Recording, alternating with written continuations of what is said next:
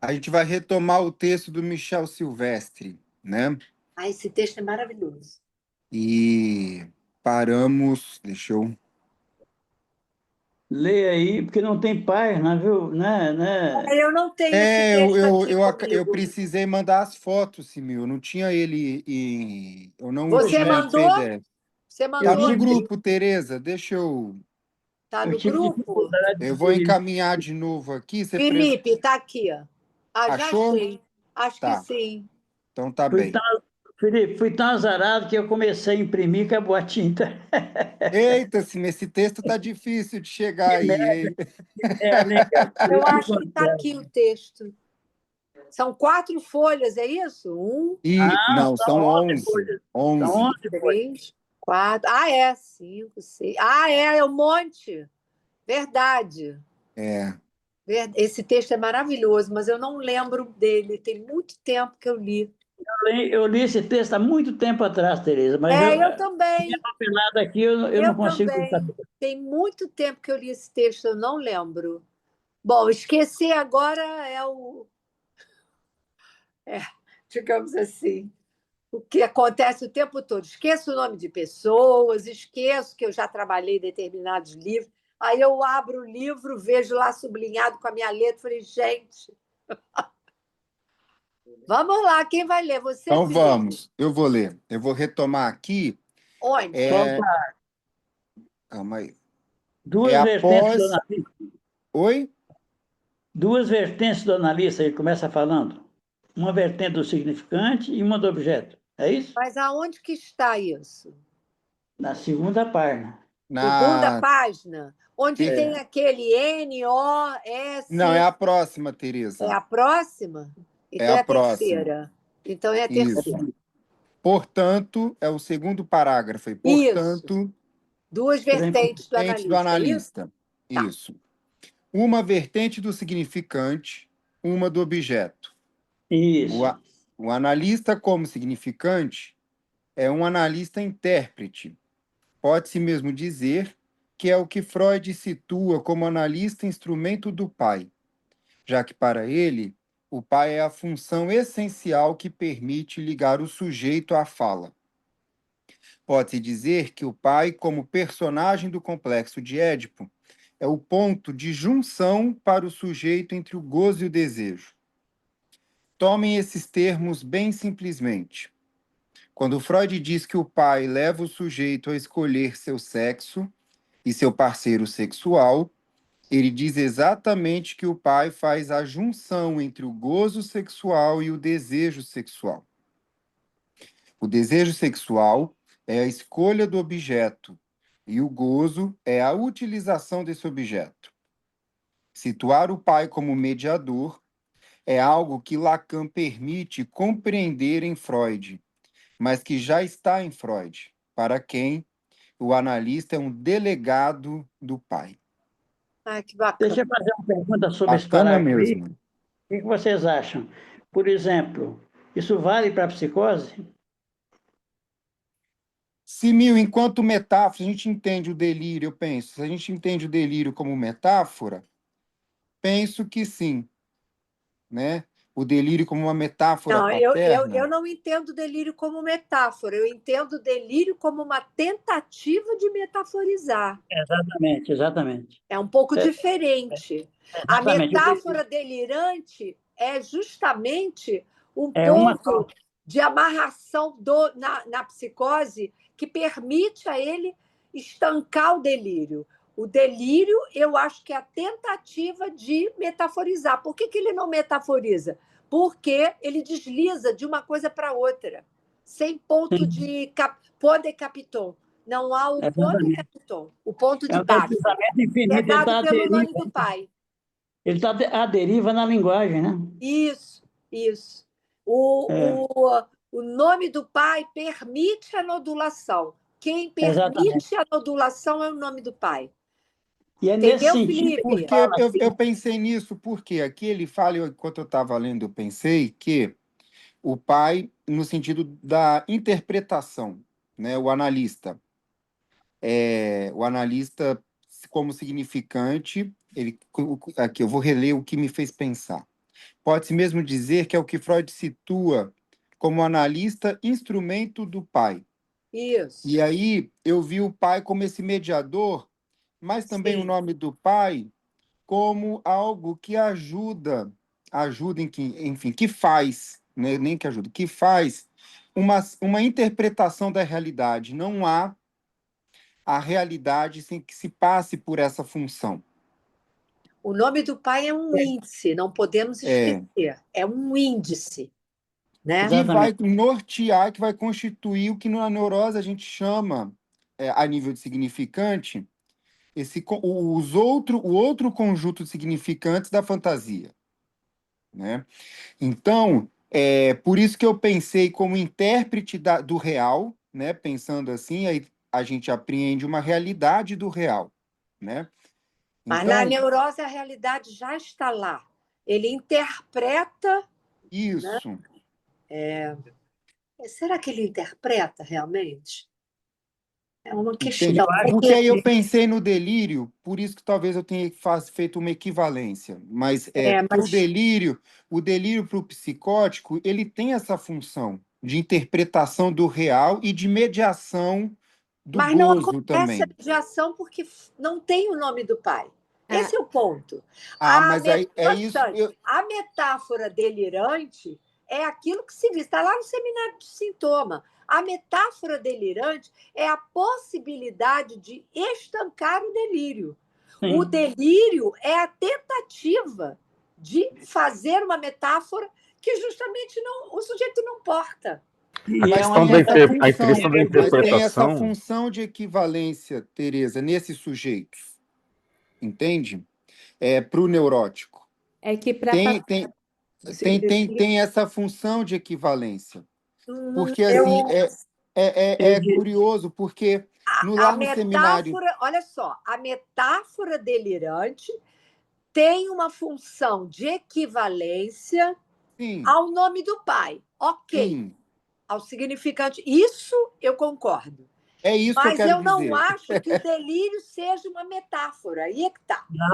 não é mesmo. Muito pelo contrário, é uma tentativa dramática É até uma tentativa dramática, porque o de, inconsciente é de céu encontrar. aberto, gente. Exatamente. É O porque sujeito. o delírio que eu estou falando é, de fato, a narrativa que fica lá e que nem Sim, sempre vem na fala, que nem sempre Sim. Às comparece. vezes o cara não fala, é É verdade. muito similar à fantasia no neurótico. Muito similar, enquanto narrativa também, enquanto um conjunto de significantes também. Aí, lógico, o Mas são sujeito psicótico, significantes desamarrados, enquanto o que na sujeito. neurose há uma cadeia de sentido, Não Felipe. sei, Tereza, porque a gente pensa esse desamarrado muito pensando na esquizofrenia, ou numa Não. esquizofrenia que drasticamente, de fato, faz um delírio precário, empobrecido mesmo até. Às vezes nem tem É, delírio. às vezes nem tem. É Nem diferente da tem delírio. paranoia, que esse delírio ele se alimenta do real, ele Sim, muda. O próprio Lacan fala isso, que o delírio não é ele estático, absorve o isso é uma visão sentido. psiquiátrica, ele Então, muda, ele transmuta, ele evolui ao longo da vida e da existência do sujeito. Isso está lá no Seminário 3. O Lacan isso, isso. contrapondo a psiquiatria, né, em relação a essa visão o, estancante e estagnada do delírio, que não é. Felipe. o João está querendo falar. Vamos Faz lá. tempo. Fala, João. Bom dia, pessoal. Eu fico pensando assim, concordo com a Tereza, porque o nome do pai é o resultado de um processo metafórico por si, né, onde a substituição do desejo materno vem justamente pelo nome do pai. Então, é uma operação que vai é, chegar num resultado. Até um dia nós falamos sobre isso, né? O nome do pai não é a metáfora em si, mas o nome do pai é o resultado da metáfora em si, Exato, Uhum. né? exatamente. Só que eu fiquei pensando numa outra coisa também, que o Felipe trouxe, que eu achei bem importante, né, dessas dimensões do delírio, porque a gente está pensando no delírio a partir do efeito produzido dentro da questão da psicose. O delírio fenômeno talvez possa ser interpretado como uma parcialidade disso, o delírio fenômeno no sentido psicótico, uma parcialidade disso, porque não compreende o todo, assim como uma ideia de sintoma também não vai compreender o todo se a gente pensar em termos fenomenológicos. Eu estou falando para o neurótico, estou fazendo a transposição para o neurótico. E um outro ponto que eu acho que tem que ser colocado, a questão da interpretação. Interpretos, entre pretores, entre julgadores, ela pressupõe a um percurso ou um ponto inicial ou uma espécie de desvelamento entre dois pontos.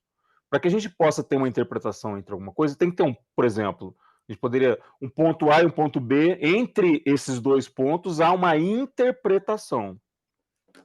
Por definição, ela tem que estar no meio de alguma coisa. Então, se a gente parte por exemplo, porque eu fiquei pensando muito nessa questão, né? É um outro tipo de linguagem, é uma outra proposta de linguagem, mas para isso, para a gente trabalhar também com o nonsense do delírio, por exemplo, há necessidade de alguma forma da gente pensar, por exemplo, pela estimidade do sintoma, pelo que é estimo, pelo que é estimo real, desculpa, né? Ali justifica a propositura do real, a partir daquilo que é estimo a ele. Então, isso também é fornecer um ponto base para a gente pensar num diálogo com aquilo que não é, de certa forma, dialógico, né? Não é um objeto dialogável, vamos dizer assim. Mas, de alguma forma, a gente precisa ter, porque senão a gente se perde, a gente pode se perder dentre conjecturas, né, que, por exemplo, confundem a questão do fenômeno delírio com a questão do efeito delírio, que vão se encontrar em algum momento, mas um não se reduz ao outro. Mas também um não é sem o outro. Mas o delírio, justamente, é efeito da foraclusão do nome do pai. Exatamente. Sim. Agora, Sim. a única coisa Mas a gente que pode pensar em duas facetas disso. Isso. Porque, então, por a exemplo, única coisa o que eu acho que é o delírio? importante em termos clínicos, eu acho que a gente tem que pensar em termos clínicos. Sim, sim. Certo. De fato, né? As psicoses, por isso está no plural, não existe uma psicose. As psicoses, né? Todas elas têm como efeito, né, para a psicose o fato de não haver este único significante. Não quer dizer que não existam todos os outros. Todos os outros estão lá de alguma maneira. Ele usa o nó de trevo, inclusive, para falar da psicose. Porque ele diz, há uma aparência de nodulação. Entretanto, no seminário RSI, ele fala claramente, desliza um sobre o outro, por isso que ele vai chamar do nó de trevo. Isso, porque aí justamente não nodula mais, ele circuita só. Isso. Então, vamos pensar em termos clínicos. Quer dizer que o psicótico não fala nada com nada? Não, de modo algum fala. Existe alguma como é que eu posso dizer? Um efeito ali de sentido, né? Melhor dizendo, uma busca de sentido. Portanto, uma busca de alguma amarração. O que a gente, às vezes, escutando um psicótico, qual é a diferença? É que ele não é obrigatório que ele produza, né, os efeitos que são comuns, classicamente tomados, como disse o Felipe da psiquiatria, né, holófrase, nada disso. Não é obrigatório que isso esteja presente. Às vezes, há um estranhamento na fala. E muito comum a pessoa está falando, isso é perceptível. O sujeito está falando e ele muda de assunto, como se ele estivesse continuando aquilo que ele estava falando antes. Isso é muito comum. E, às vezes, ele fala as coisas que faz o maior sentido.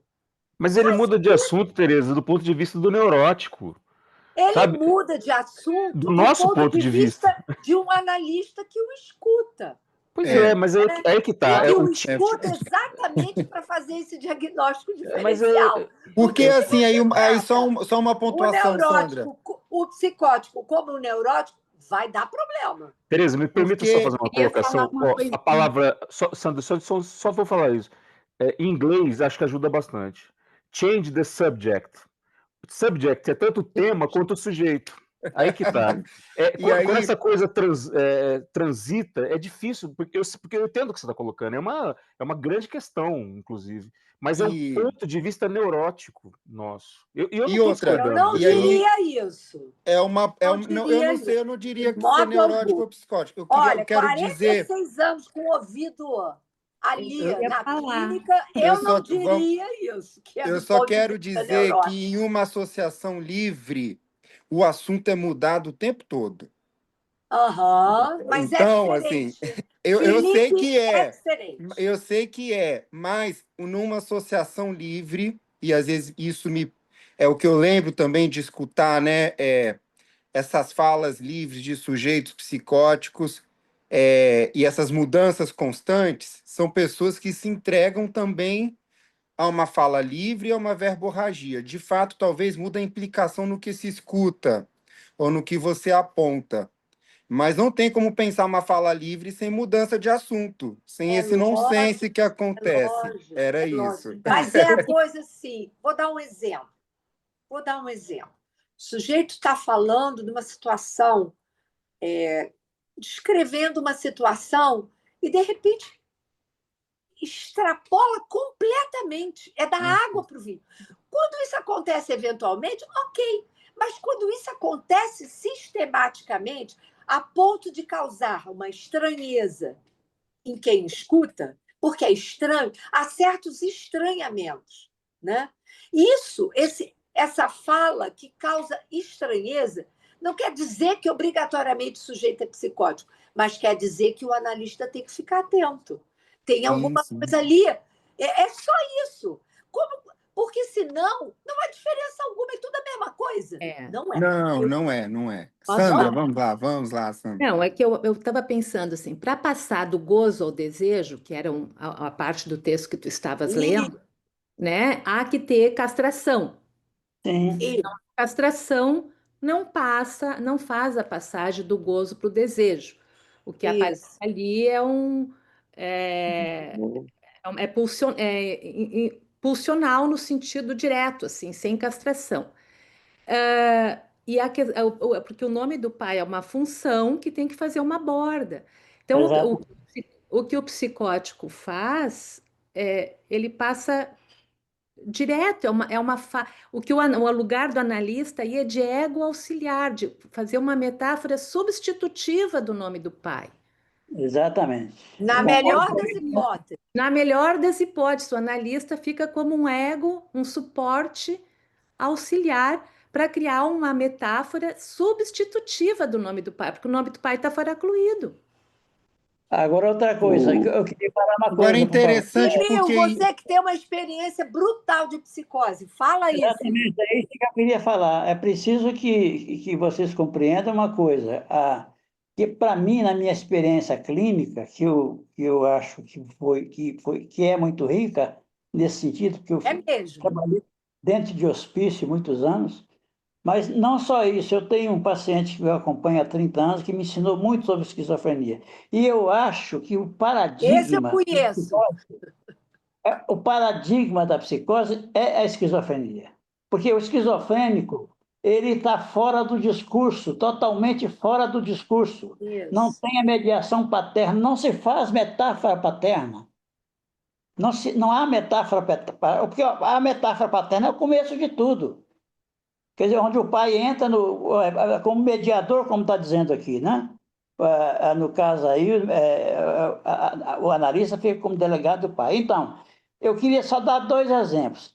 Desse paciente que eu atendo há muitos anos, que ele Aquele que escreve para escreve mim, poesia. escreve poesia, escreve, Isso. às vezes ele chega a escrever poesias muito bonitas. Isso é que é interessante. Porque Mas, ele está perto do real, não é, Simão? exatamente, Essa exatamente. proximidade com o real. Exatamente. Agora, mas no cotidiano, você não consegue acompanhar o que ele fala, porque não tem sentido, coisa com coisa. Agora, tem uma outra diferença que é preciso acentuar aí, que o Felipe chegou a tocar no assunto da paranoia. Porque Sim. eu tinha um paciente que se achava espião da KGB. O delírio. Então, ele tinha um caderno onde ele escrevia todas as aventuras dele como espião da KGB. Então, essa posição que esse cara encontrou, ele conseguiu fazer uma metáfora delirante que os psiquiatras chamam de delírio sistematizado. Quer dizer, Isso. não é muito comum. O delírio do esquizofrênico não é sistematizado. Ele é cheio é completamente à deriva. Você não consegue entender nada do que ele está falando. O esquizofrênico delira o tempo todo. Só que ele não sistematiza o delírio. No caso. E depende também do grau de inteligência do paciente. Sim. E há uma ruptura total com o discurso, né? Então, ele não faz laço social por causa disso. Por isso é que a Sandra falou da posição do analista na psicose, é justamente essa de ego auxiliar, porque o analista para um esquizofrênico é uma espécie de referência na realidade a qual ele se apega para estabelecer algum equilíbrio a partir da deriva dele. Quer dizer, e eu acho que você acompanhando um esquizofrênico tantos anos como eu faço, eu acho que a gente consegue, por exemplo, ele é advogado, e ele consegue, por exemplo, administrar todas as finanças do escritório do pai dele, do ponto de vista das contas. Então, tem pontos ali e outra coisa, a questão da poesia, que é uma coisa que te interessa muito, né, Tereza? Que você fala da questão do discurso poético, né? Quer dizer, o Lacan fala no Sinal 3 que não há na psicose a poiesis, né? Não há possibilidade digamos, de poesia na psicose, mas esse paciente chegou a fazer por estímulo Livro, meu, foi?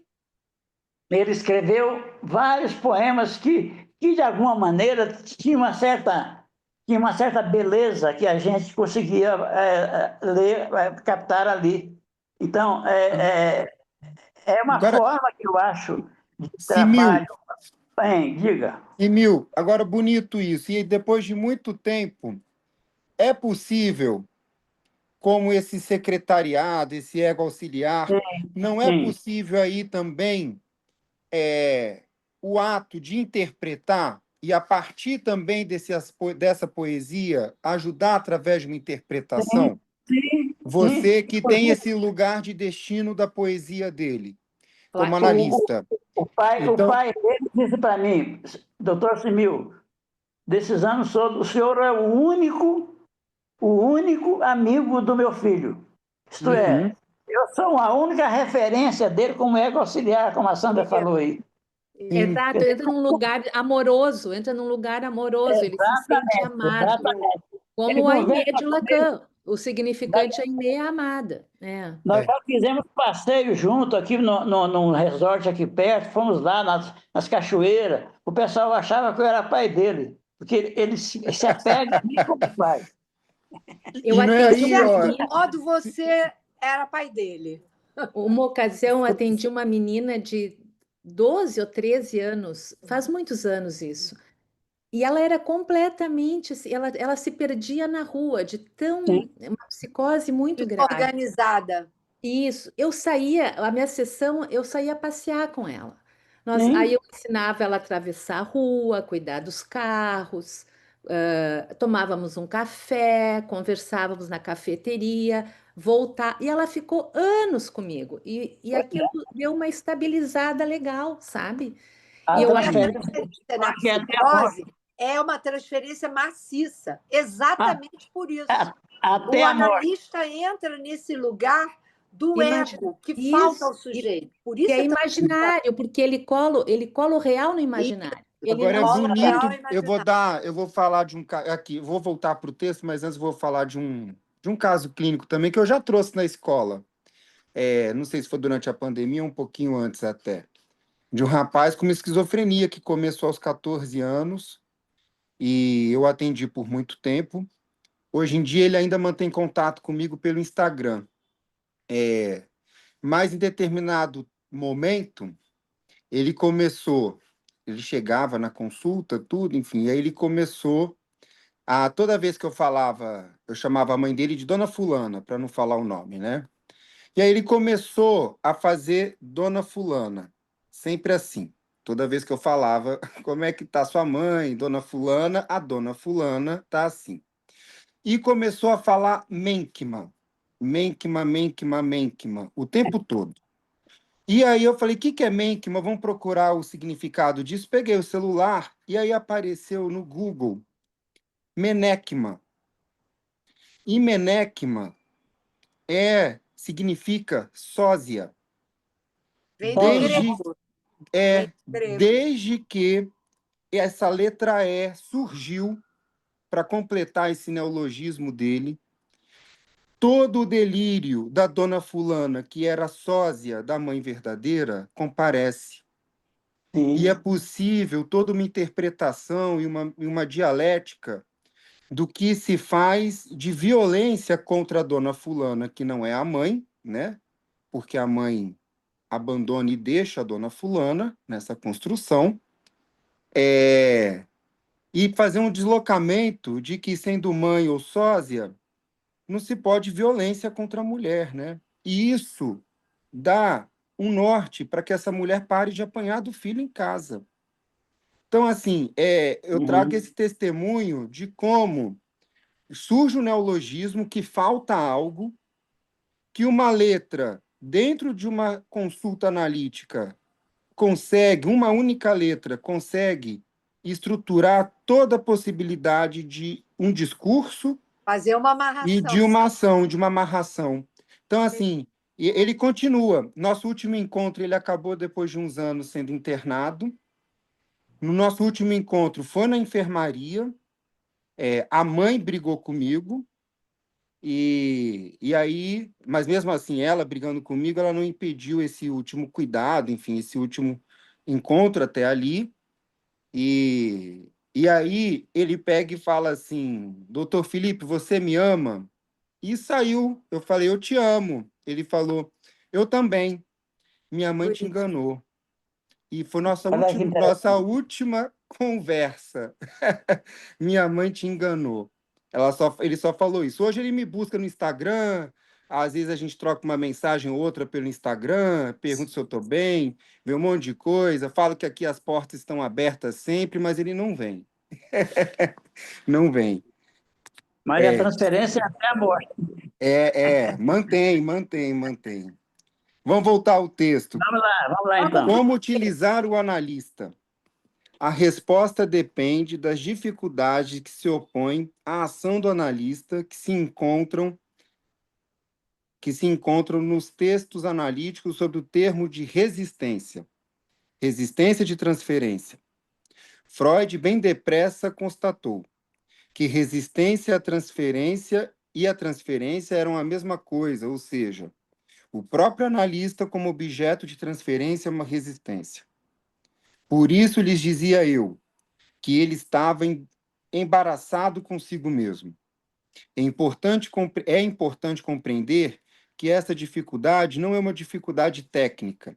Não se trata de o que devo fazer, ou como devo fazer, mas sim em que lugar devo me situar para agir. E ainda, em que lugar da estrutura entre o sujeito e o outro, onde o psicanalista tem que incluir e que Lacan denomina discurso. Essa estrutura que põe em relação o sujeito e o outro corresponde ao que está nos escritos como grafo.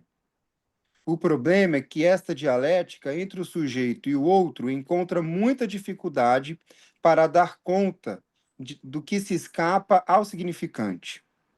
Pode-se dizer que este encontro da dialética do desejo e a demanda não é a relação entre o gozo e o desejo. Isto implica necessariamente um outro que responda. A passagem desta dialética para do discurso. Tereza, me ajuda com a leitura da fórmula? Ah, E esse aqui é o do discurso do analista, não é? A que se dirige a S barrado, né? O agente é o A, se dirigindo ao S barrado, que é o outro, produzindo um S1 disjunto do S2, que é o saber. Né? S1, que é o significante mestre, disjunto do, porque se lê no sentido horário, disjunto do S2. Disjunto significando que não há passagem direta do S1 para S2. Não há passagem do produto, né, à verdade, porque a verdade é o que está embaixo ali da barra. Mas Então, eu esse vi. produto aí é o S1, né, Tereza? S1 é A Isto é, se aquele dirigindo ao significante que sujeito. representa o sujeito, não é isso? Isso. Porque, veja, aí, nesse A se dirigindo ao S barrado, é a inversão da fórmula da fantasia. É o avesso da fórmula da fantasia. Né? E que diz Sim. respeito, de certo modo, a perversão. Né? A se dirigindo o objeto metonímico, o resto da coisa, que tem valor de gozo, né? Se dirigindo a um outro, e nesse dirigir, essa barra do S é exatamente a incidência do objeto, né? Que divide. E aí você tem embaixo da barra o S1, significante mestre, né? Disjunto da verdade, disjunto do S2, saber. Uhum, uhum, Era isso que uhum. você queria de leitura? Isso, isso. E aí uma pergunta que eu não. Uma vez, eu não sei se eu li errado, posso ter lido, que é uma dúvida que ficou, e é uma lembrança. O analista, ele faz girar no sentido contrário o discurso? Ele faz uma inversão disso ou não? Sempre Não. respeita Essa o, sempre é no o sentido sentido horário. horário. Sempre no sentido horário. E porque esse aqui é justamente o discurso analítico. O Sim, discurso analítico, o que ele faz é incidir sobre o sentido. Porque qual é a posição do sujeito? Ele quer fazer sentido. Então, a interpretação, ou seja, a presença do discurso do analista, através da insistência, do desejo do analista, o que faz? Incide sobre o sentido, desmontando esse sentido. Essa desmontagem do sentido É o aquilo deciframento, que é né? a equivocação, é a produção de uma equivocação. Mas é também o deciframento, né, Tereza? Pois é o deciframento que cabe ao sujeito. Né? Sim. Uhum. O analista, ele induz ao deciframento. O sujeito tem que ler o seu inconsciente. Sim, sim. Claro que o analista pode dar suporte a isso. Ele Agora, você não acha? pela direção do tratamento, ele vai balizando. Lembra uma imagem que até quando eu estive lá na casa do Freud, ele se interessava pelo cinema, e uma das situações era a iluminação, para dar o exemplo do inconsciente, a iluminação de algumas cenas. Tudo escuro e, de repente, aparecia uma cena, depois aparecia outra cena. Eu entendo que a interpretação tem esse valor de iluminar aquilo que não aparece por conta do sentido, não aparece para o sujeito. É como se ele tivesse que mentalmente montar a cena sobre a cena. Ô, Tereza, e a própria desmontagem, ela aponta a cena, né? Ela faz Bem essa lembrado, Thaís. iluminação, né? Porque a gente tem uma Ela cena aponta o sentido que foi desfeito, né? De alguma forma. Porque introduz, né, o nonsense, o real, que é exatamente o que está fora desse jogo imaginário simbólico, que é o que está presente o tempo todo na fala. Por isso que ele fala de discurso. O discurso é o que é onde deve estar o analista, é justamente o entre. Né? Ele falou isso, acabou de falar isso aqui. Vai lá, Felipe. Vamos lá. Cadê o texto? Eu me A perdi. passagem de um ponto para outro. Não, tem que achar o texto de novo aqui, já. A passagem de um ponto para outro é um esforço para integrar, na dialética entre o sujeito e o outro, a questão do gozo. Afastei-me do assunto, mas estamos nas preliminares do tratamento. As pessoas entenderam o que ele falou, acabou de falar aqui, porque isso é Sim. importante. Olha o que ele está dizendo: a passagem de um ponto para outro é um esforço para integrar na dialética entre sujeito e o sujeito e o outro a questão do gozo. Afastei-me do assunto, mas estamos nas preliminares do tratamento. O que vocês entenderam que ele está dizendo aqui? Eu entendi que a psicanálise, que o dispositivo da análise incide sobre essa questão do gozo, de alguma maneira, Gozo do modificando, sintoma, você está falando? no gozo do sintoma, evidentemente. Se trata, agora, o sujeito, numa análise, ele, há uma modificação dessa relação dele com o gozo. Da relação dele com o gozo ou da relação do gozo com o desejo? O desejo, de alguma maneira, tem a ver com o sujeito. Nós estamos falando de um sujeito em Mas o análise. desejo não aparece senão quando o sujeito aceita perda de gozo. Sim. Então, Sim, há possibilidade. justamente essa perda de gozo que é a mudança. Quando porque ele o fala gozo de está no dialética, é sentido. isso. Quando ele fala de dialética, é isso. Isso. É isso o quê? É essa operação de perder gozo Sim. olhar o desejo. Se É haver porque, pelo que eu li daqui também, eu estou entendendo que o sujeito, quando ele começa a falar, se não é o analista apontar essa cena, ou iluminar isso da cena, talvez seja iluminar exatamente o que há de gozo no que está sendo, no que é enunciado. Sim. Que eu acho que é por aí, né? Sim. Porque a dialética entre o sujeito e o outro já existe, né? Pensando na neurose aí, já existe. Mas mesmo na neurose não está integrado, não traz à luz o que pode haver de gozo Sim. nisso, né? Sim. Então, o analista, através da sua interpretação, pensando aqui, né, retomando o que a gente começou, né, o analista como significante, não como objeto, e como interpretação, através da via da interpretação, ele, de alguma forma, na interpretação, trazendo o que a Thaisa trouxe, que foi ótimo, de desmontar a cena, montar a cena, isso, trazer luz a algo, esse algo para que o analista traz e lógico, uma outra cena é a do gozo. E a é do interessante gozo. o que a Thaisa disse, porque é a desmontagem da cena que permite o giro de discurso. O sujeito sair da fixidez de um certo discurso que ele apresenta na fala. Sim. E é interessante Agora, isso também, né, Tereza? Porque você apontou, isso me veio quando você apontou que depende do analisando também. Porque você pode fazer isso e ele não poder ver, né? Assim, isso vai sempre depender dessa possibilidade, claro, de incluir o sujeito ali, né?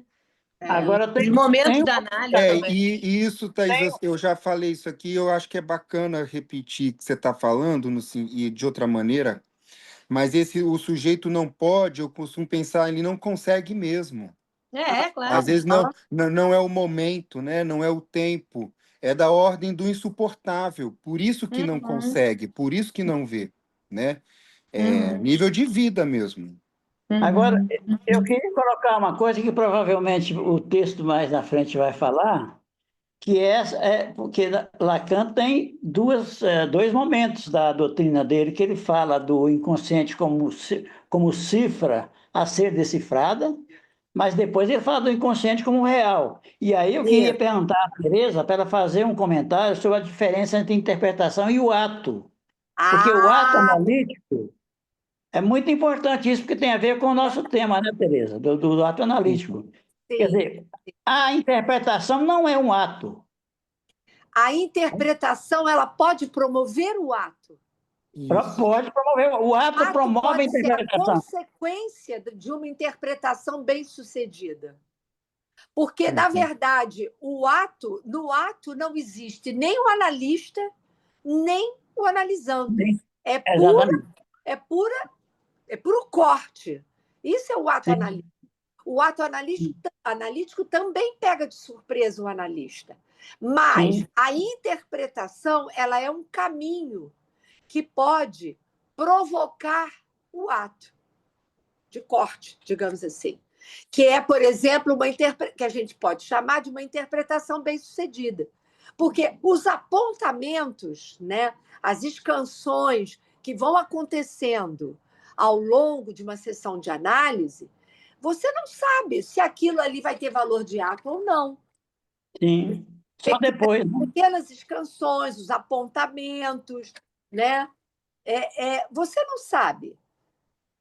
Você, às vezes, escuta uma coisa que o sujeito está falando, que ele está passando batido. Você remete o sujeito para aquilo que ele acabou de dizer. Você não sabe se isso vai ter valor de ato. Sim. Muitas vezes, e vocês todos já devem ter passado por isso, você diz uma coisa para o analisando, ele escuta outra completamente diferente. Uhum. Mas tem outra coisa, ele no APECU, né? No só depois, o ato é sempre avaliado no só depois, né? Sempre no só depois.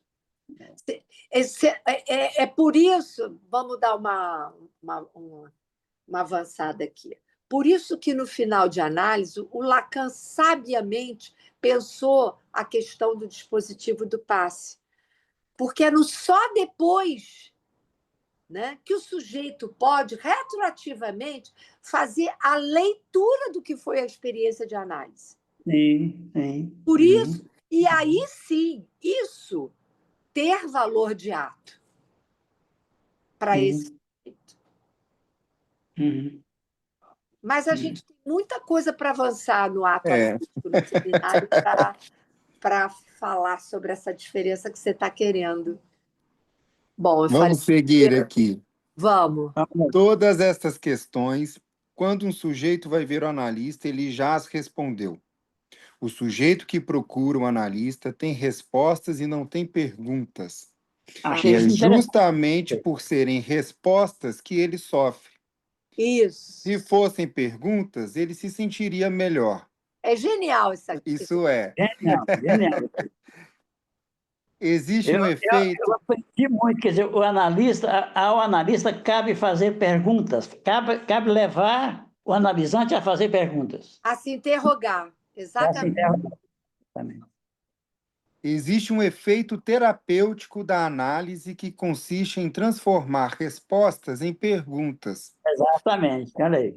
O sintoma... Essa coisa do efeito terapêutico eu gosto muito, viu? Soa muito bem nos meus ouvidos, porque nem todo analista reconhece uma função terapêutica da psicanálise. Estou provocando. Eu vou terminar aqui, daqui a pouco a gente pode voltar. O sintoma é uma resposta. Quando o sujeito procura o analista para pedir uma análise, se ele dá este passo, o analista já tem o seu lugar bem quente. É claro que o sujeito não sabe disso. Seu sintoma sabe por ele. Talvez as entrevistas preliminares sejam feitas para o analista, para que o analista marque o lugar onde já se encontra, para que saiba se pode aceitar, se manter, suportar este lugar. Talvez este modo de considerar as entrevistas preliminares seja o contrário do que habitualmente se ouve. Normalmente, as entrevistas estão voltadas para o sujeito. Preparar o sujeito para a análise. Avaliar sua capacidade de fazer a análise. Eventualmente, fazer diagnóstico de indicação ou de contraindicação, é o que chamamos analisibilidade, que vem do inglês por sinal, ou também analisar a demanda. Se pensamos que o analista pode analisar a demanda, dizendo algo ao sujeito, o que ele diz supõe que ele já tenha um lugar na transferência. Se não, seria uma posição de psiquiatra, não a meio termo. Interessante isso. Muito. Muito mesmo. Simil, você falou da função terapêutica, né? Exatamente. Eu gostaria muito que você se manifestasse sobre isso, porque, pelo menos no discurso milleriano, cada vez mais distante a função terapêutica da psicanálise. Exatamente. E eu acho isso um desvio, a meu ver. Eu acho uma abominação, porque é exatamente. evidente, ainda mais na nossa contemporaneidade, que isso é necessário. Sim, sim. Não é? Agora, tem uma coisa mais, Tereza. Tem mais uma coisa que eu gostaria de falar sobre isso. O analista, na condução de uma psicose, ele é psicoterapeuta, não é analista. Nesse sentido que nós estamos falando aqui, de mediador do gozo e do desejo. Na psicose, ele não faz isso. Ele não está nesse lugar de supor saber, por exemplo. Eu não sei disso não, Simil, porque no próprio exemplo que eu trouxe aqui, um psicoterapeuta que traz a letra E e a partir disso toda uma mudança, eu não conheço outra uma psicoterapia cognitiva que faça isso, que vá pela via do discurso, do neologismo, da letra. Não, deixa eu fazer esse ponto. Felipe, peraí. Deixa eu me fazer entender, para você argumentar. O que eu disse é que a psicanálise, na sua estrutura, no seu dispositivo, tem, sim, uma função terapêutica. Sim, sim. E isso aparece muito mais na psicose do que na neurose. Porque na neurose, a questão do sujeito supor saber cai muitas vezes, né? Mas eu acho, Simil, que toda e qualquer análise, ela inicialmente, até para o sujeito se deixar levar, né, como pato, como ele diz lá, La succès de l'Inbevu e o outro, o Lénon du Père, para que ele entre nesse jogo da transferência, inicialmente é preciso uma leitura psicoterapêutica, alguns elementos, até que você possa, como ele disse aqui lindamente, preparar o terreno para uma interpretação. Se você chegar dando pau no e mais importante, Tereza, que ele traz aqui, para o analista se situar. Exatamente. É para ele se situar de onde que ele vai interpretar. Exatamente. E isso não é só a interpretação, mas se situar de onde ele vai interpretar, que isso está realmente muito bem escrito aqui. Muito bacana. Agora, sim, eu acho que tem uma questão em relação a esta terapêutica, Simil, porque teve todo... É uma interpretação minha isso, tá? Contextualizando assim. Eu penso que desde que houve... eu associo, né, esse marco da reforma psiquiátrica no Ocidente, eu penso desde que isso começou, tem ainda um movimento muito contra ao que se chama dos diagnósticos. Também existe, tem o que quer diagnosticar tudo, mas tem um movimento contrário a isso. Tá? Tem um movimento contrário à patologização de tudo, tem um movimento contrário à medicalização de tudo. E aí eu penso... um movimento chamado antipsiquiátrico, né? Da década de 70. Existe, por exemplo. E aí é curioso, na Itália, isso muda de país para país. No Brasil, digamos assim, o algoz da reforma psiquiátrica, de fato, é o psiquiatra. Na Itália, o algoz da reforma psiquiátrica, a ponto de não ter esse profissional no serviço de saúde mental italiano, não declaradamente, é o psicanalista. Tá? E isso muda de país para país. Em cada país vai ter uma classe profissional ligada à saúde mental que vai ocupar esse lugar de algoz que a reforma psiquiátrica, de alguma maneira, aponta. Isso é bem interessante. E na Como muda. assim como na França, houve um movimento muito grande de regulamentação da psicanálise. Pois é. Então, tem isso, né? Eu estava falando com a Tereza, a gente se encontrou rapidinho esses dias e falou sobre como na França a palavra psicoterapia está estigmatizada hoje. Totalmente. Que eu acho que na contramão de uma medicalização, de uma hipermedicalização, e de uma hiperpatologização da existência, eu penso que o discurso psicanalítico também tentou se dissociar totalmente, às vezes. Aí perde a mão também nisso, sabe? Na Exatamente. contramão, perde a mão O Miller é o responsável por isso. em O Miller relação a é isso. por isso. Agora, Miller, sim, é o Miller, né? Agora, de fato, a gente falou isso também em outro grupo, em outro encontro, o caráter da fruição que uma análise pode ter. Isso. E a sim, fruição também pode ser terapêutica, pode Olha, produz vida, produz outras coisas que não estão no discurso do mas você patos, tem né? Do dúvida, patológico. você tinha dúvida disso, que a fruição tem esse efeito? Não, eu não, só estou retomando que isso já apareceu aqui também a partir dessa função de fruição que a análise traz. Sim, E aí sim. eu interpreto que é por essa via, por exemplo, que é uma pessoa. Que é isso também, né? Se a gente está acabando de ver que o analista traz para a cena da dialética do sujeito com o outro a dimensão do gozo, ele vai trazer essa dimensão da fruição. Não tem Sim. como. E aí, mas não necessariamente, de fato, a pessoa que busca uma análise, ela está enquadrada num manual de doenças, num código de doenças, né? E aí eu acho que é aí que se perde, talvez, esse horizonte, e aí talvez muitos psicanalistas tentam trazer a psicanálise para algo não terapêutico. Mas eu não, para deixar claro, eu não concordo com isso. Eu penso que é terapêutico, eu penso que é uma intervenção que você faz, o né? Lacan diz claramente: se uma análise produz o efeito terapêutico, né, isso é necessário, mas não é suficiente. Uhum. Dizer que é preciso ir além do terapêutico. Sim. É aí que faz toda a diferença da proposta da psicanálise, né? Que não é só para o efeito terapêutico. Isso está no Lacan. A gente teria que ver onde exatamente.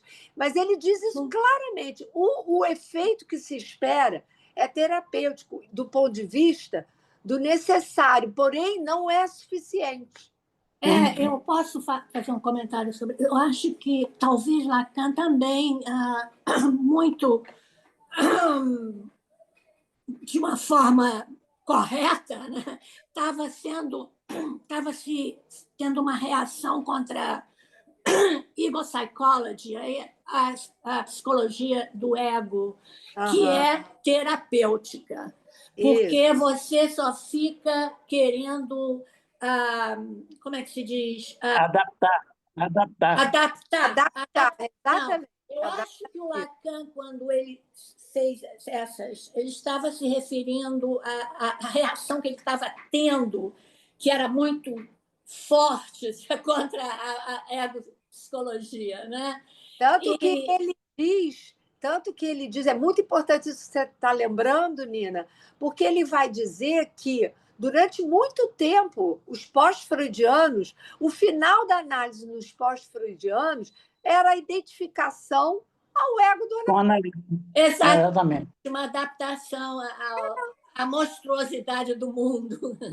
É a norma social, né? Isso.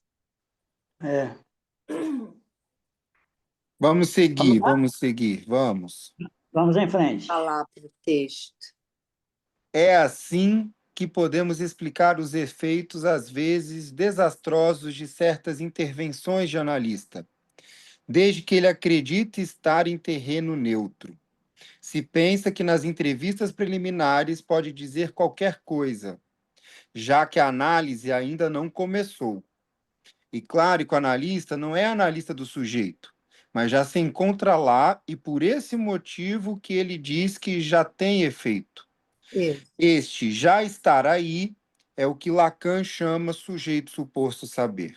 Exatamente. Maravilhoso. Isso é muito interessante, porque ele está dizendo que a psicanálise não é um diálogo qualquer.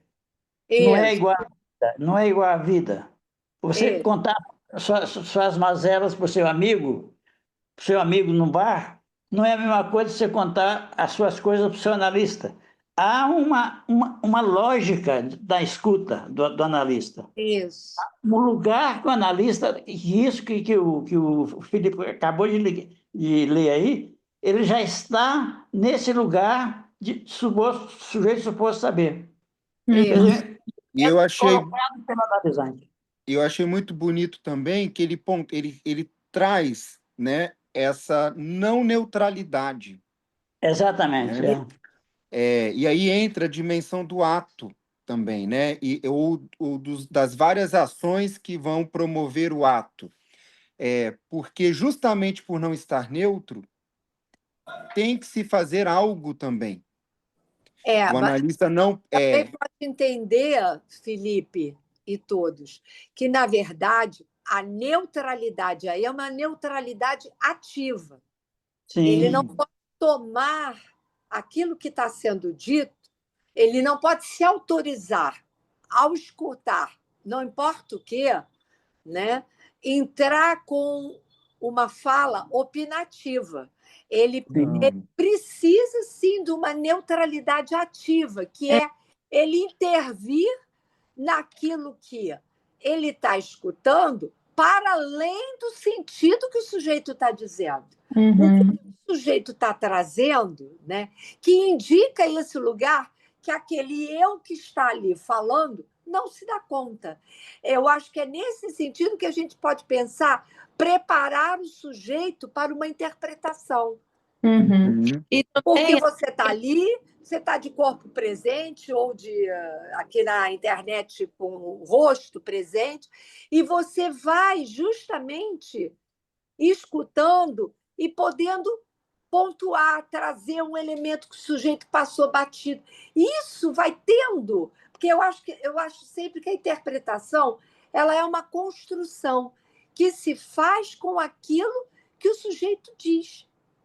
o é sujeito interessante isso, que eu acho que introduz também a questão da transferência, assim, é muito bacana isso, porque a neutralidade é a neutralidade do sujeito, do psicanalista, né, do psicanalista e da própria psicanálise, porque é preciso um tempo da relação do paciente com o seu outro se estabelecer.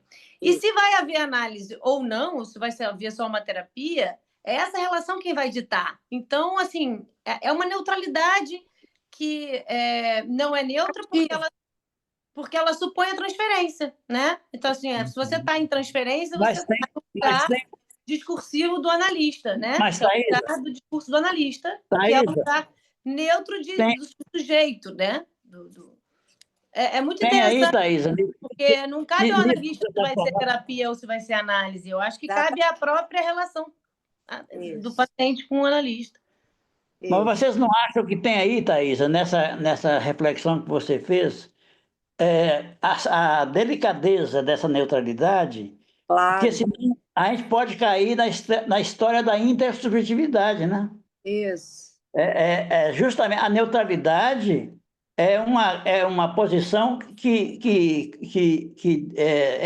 elide do dispositivo analítico a intersubjetividade. Há uma dissimetria na transferência. A posição Isso. do Há analista. uma disparidade subjetiva. Exatamente. Exatamente. O analista, o Lacan fala isso lá no Direção da Cura. O analista paga com a sua pessoa. Quer dizer, ele não é sujeito numa análise. O sujeito dele não pode, apesar de que ele está ali como pessoa humana, pode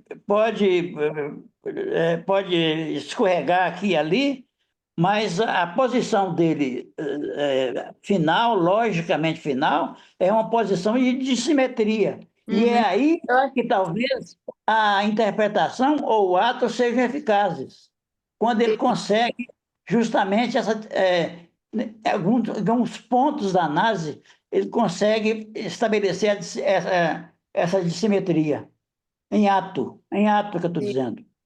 Isso. Muito É, bom. é O, muito pe- muito o, interessante isso aí, da questão da neutralidade, porque o Freud falava em neutralidade, né? Interpretação. só pe- eu vi, É interessante rapidinho, Nina, só um você segundinho. falava, Semil, eu fiquei pensando na diferença entre, como fica claro aí, a diferença entre o desejo de ser analista e o desejo do analista, né? Exatamente, exatamente. Não, só porque eu vi no chat rapidinho, o Guilherme pediu o texto, eu reenviei no grupo do WhatsApp. Você está lá, Guilherme? Porque são fotos do texto que a gente está lendo, não é um arquivo só. Aí eu só para você localizar, que eu tinha visto. E o Matheus falou médico selvagem, é isso? Trazendo o chat para cá. Como é que é essa história do médico selvagem? Médico da análise selvagem, o que seria isso? Não, é que eu lembrei do texto do Freud, A Psicanálise Selvagem.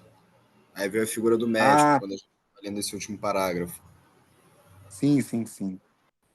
Que fala dessa interpretação também de tudo, talvez, né? O analista que começa a interpretar tudo fora do set analítico e tudo Exatamente, transforma. exatamente. Isso aqui é Tem que tomar psicanálise. esse cuidado, tem que tomar esse cuidado. Vezes que traz até a psicanálise aí essa desejo de ser analista, né? Traz a psicanálise, atropela a relação terapêutica do sujeito. A psicanálise só acontece na relação transferencial, ela não acontece fora dela, assim, né? Na clínica, né? Por isso selvagem, né? Eu acho.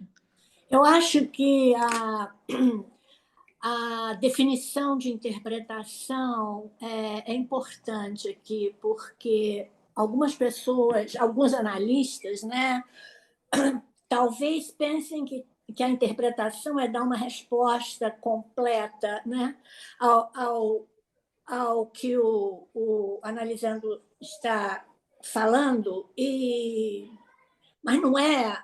Tereza, você falou alguma coisa sobre interpretação, agora eu esqueci como você colocou, mas eu acho que eu ouvi você dizer que é só a interpretação, é só uma abertura de caminho, é colocar uma coisa assim, talvez repetir porque o analisando é que vai ter que dar sua resposta, né? Quer dizer, eu acho que a definição de interpretação é importante.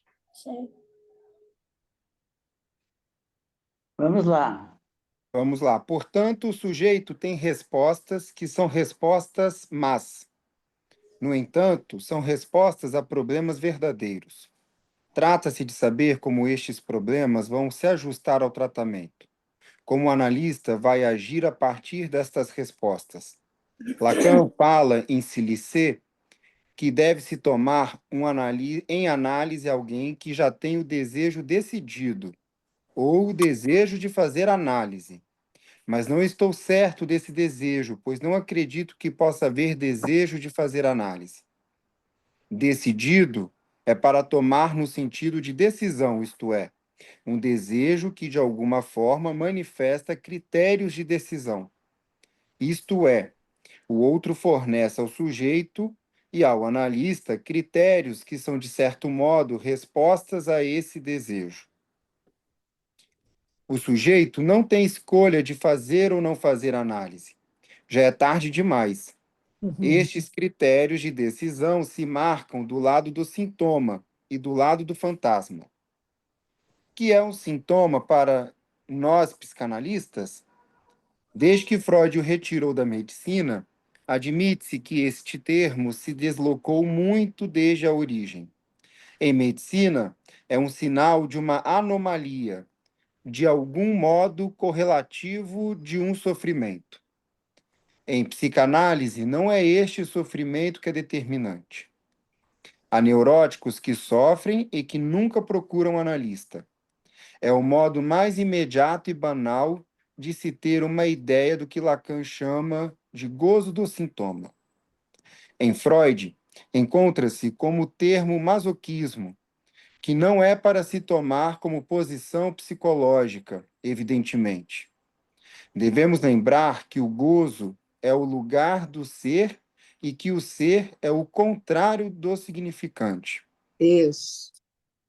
Para Freud, o sintoma é um compromisso, isto é, há uma parte de retorno do recalcado, uma parte de acesso do recalcado ao exterior, uma parte significante do sintoma, e que a outra face do sintoma que ele refere à defesa, como no texto Inibição, Sintoma e Angústia, que é a recusa da castração. Esta parte da defesa do sintoma corresponde à recusa da castração. Muito bom isso. Eu acho que Muito. tem que ler de novo esse parágrafo. Leio, vamos ler. O que é Que um sintoma para nós psicanalistas? Desde que Freud o retirou da medicina, admite-se que este termo se deslocou muito desde a origem. Em medicina, é um sinal de uma anomalia, de algum modo correlativo de um sofrimento. Em psicanálise, não é este sofrimento que é determinante. Há neuróticos que sofrem e que nunca procuram um analista. É o isso. modo mais imediato e banal de se ter uma ideia do que Lacan chama de gozo do sintoma. Em Freud, encontra-se com o termo masoquismo, que não é para se tomar como posição psicológica, evidentemente. Devemos lembrar que o gozo é o lugar do ser e que o ser é o contrário do significante. Para Freud, o sintoma é um compromisso, isto é, há uma parte de retorno do recalcado, uma parte de acesso do recalcado ao exterior, uma parte significante do sintoma, e que a outra face do sintoma que ele refere à defesa, como no texto Inibição, Sintoma e Angústia, que é a recusa da castração. Esta parte da defesa do sintoma corresponde à recusa da castração. Isso é bem bacana, né? Eu não deixo de Muito. pensar no pequeno Hans. Não tem. Por quê? O Freud, nesse texto, quando ele vai falar do pequeno Hans, é onde ele vai diferenciar o porquê que a resposta do Hans é uma resposta sintomática. Isso. Ele não tem Exatamente isso. curso. E aí traz o que traria de alguma. Aqui eu vou usar o que está aqui no texto, de uma anomalia, digamos assim, do que seria a resposta talvez esperada, né? O pequeno Hans, em vez de o que seria esperado segundo Freud? Segundo Freud, o pequeno Hans teria que se rebelar contra o pai. Ele teria que, assim, Rebelar contra empurrar o pai e botar uma barra na mãe. isso, e se Porque ele rebelar não contra os transforma. acessos, que ele tinha um pai carinhoso, que o beijava, Isso, que o abraçava, E que uma mãe que brincava. colocava ele ali como objeto de gozo para ela. E qual que é a solução fantasmática à fobia de cavalo? Primeiro, essa exterioridade, né? Então, é interessante isso porque, ao criar esse objeto fóbico, o cavalo, né? E era o medo da mordida desse cavalo, né? Mordida significante. Era o significante. E desse pai que também o beijava, o mordia, ele consegue o sintoma criar uma solução em que Isso. o Uma gozo está solução de incluído, compromisso. porque ele cria esse objeto que ele controla, ou seja, Isso. está lá fora da casa, né? E, ao mesmo tempo, consegue gozar, aproveitar de todo o carinho e investimento dessa posição de objeto amado do pai, né? Então, assim, eu achei isso bacana. Lendo esse parágrafo, não pude deixar de lembrar que de circunscrever do que se trata o sintoma numa psicanálise, né? Desse compromisso. Agora, Felipe, você está dando um exemplo de um sintoma fóbico, né? De uma Sim, fobia. sim, sim. Então, a fobia, o sintoma fóbico, ele é um deslocamento da angústia de castração. Exatamente. Sim. Que eu estava É falando só aqui da recusa de castração, o outro lado do sintoma que é a defesa, né? Exatamente. Ele elegeu esse objeto aí de medo, né? para não ter medo da castração, para não enfrentar A a questão da castração. a questão que estava em jogo o tempo todo, né, no Hans, é o fato desse pai não vir barrar o gozo dessa mãe. E, portanto, Sim, criar a possibilidade para o Hans, para o filho dele, né, ir desejar as outras mulheres. Ele não marcou o seu lugar. Então, o Hans ficou ali às expensas do gozo materno. Né? sim. Esse é o problema. O pai era amoroso, beijava, abraçava, mas a questão maior é ele não colocava um ponto de basta nessa mãe, que não queria transar com ele, vamos combinar, Sim. né? Porque ela botava o filho no lugar onde ele devia estar. Né? Felipe, você pode falar um pouco mais, assim, que eu acho que eu não consegui pegar muito bem, a questão da divisão do lugar do sintoma. Então, o O que Freud... ficou para mim foi da questão do gozo, que o ser é gozo. Esse é o outro lado do sintoma, que não da defesa de castração? Qual é o outro lado do sintoma? O de poder o de poder gozar do carinho e dessas investidas amorosas do A pai. questão do gozo, do ser, tá? A questão do gozo, do ser, entende? Ele cria um compromisso, um acordo, né? Enfim, cria esse nó. Ele, de alguma forma, desloca para o cavalo que ele controla, né?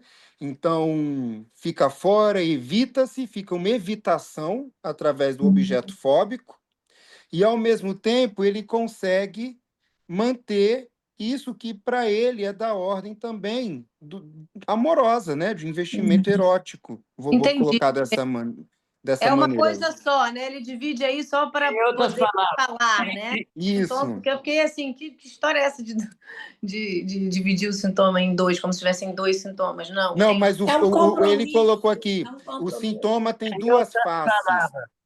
Tem a face do significante que comparece, né? Aí, no caso, trazendo aqui, o Alush depois até traz isso, porque já chegou-se a pensar-se, alguns freudianos, que o objeto fóbico não era significante. E isso depois o Alush traz, na clínica do escrito, essa dimensão do significante, da mordida que comparece.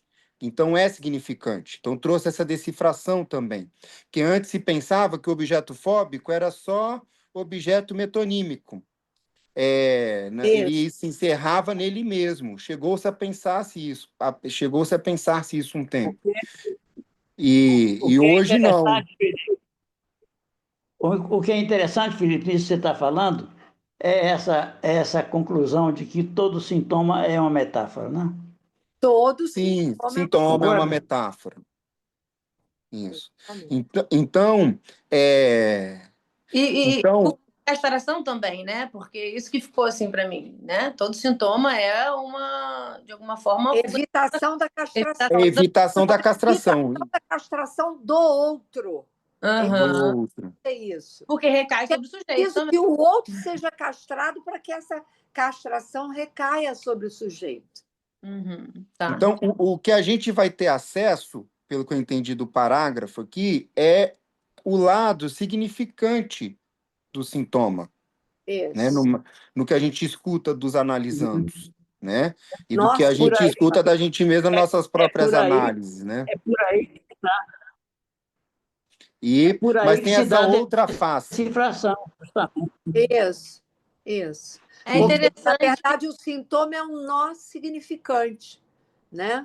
Então, o que significa dizer que é um nó significante? Significa dizer que o sujeito oferece seu corpo, o seu ser, para obturar o buraco do lado do outro que ele percebe.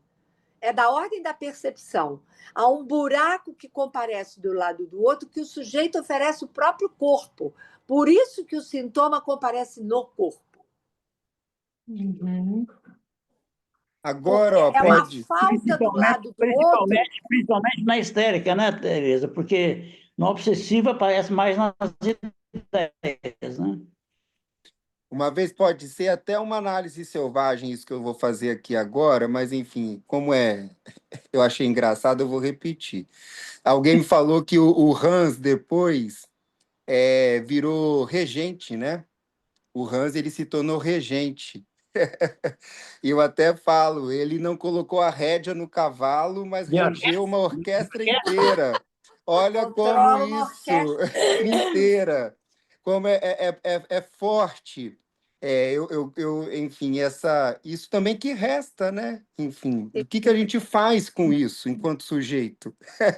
Ele sublimou de alguma maneira, é uma análise selvagem, nunca escutei o Hans, né? Enfim, isso é só relato, através do que chegou de dados da vida dele. Mas é bacana, é bacana.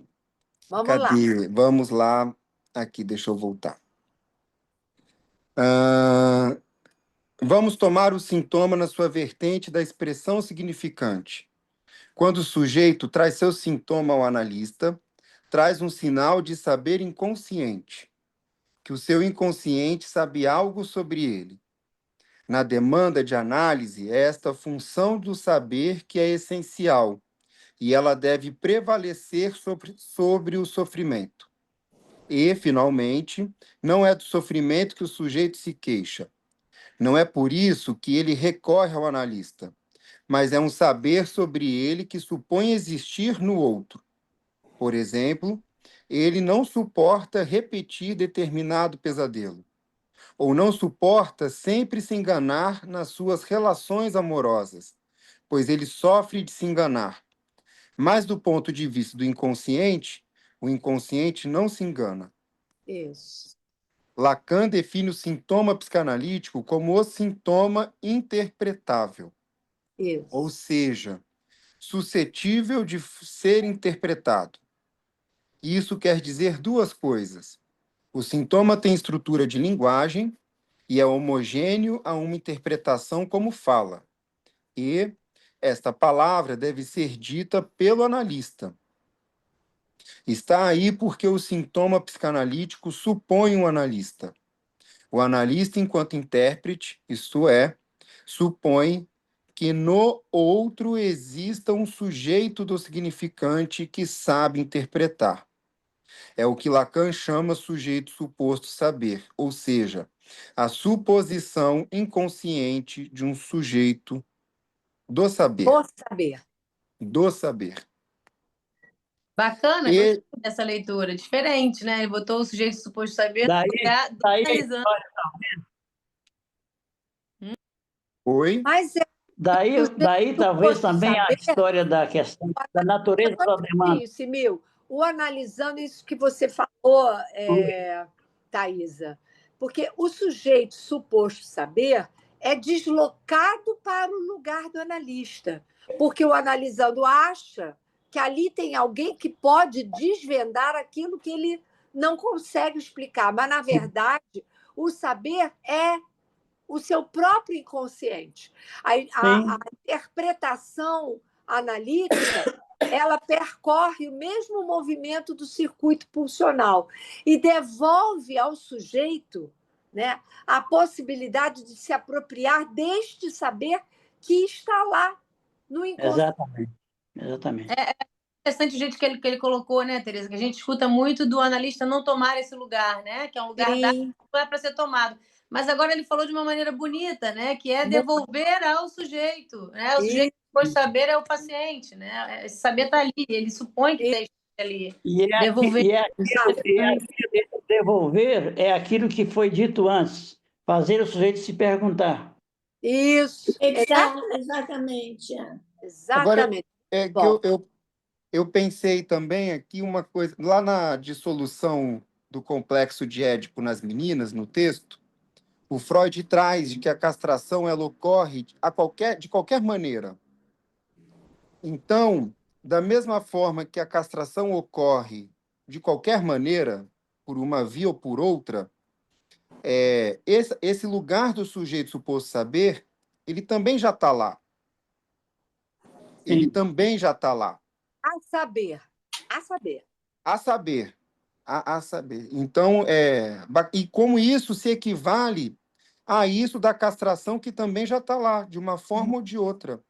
Sim. Agora, vocês não A acham... relação Vocês dele não com o acham... outro dele, né? Que é a Vocês relação necessária para a entrada na linguagem. Agora, vocês não acham que a partir disso aí, que há um saber no inconsciente, certo? Agora, que isso tem a ver com a questão da transferência, na medida em que a transferência é demanda de amor, mas de amor ao saber? Sim. Então, Sim. a gente pode concluir assim, quer dizer,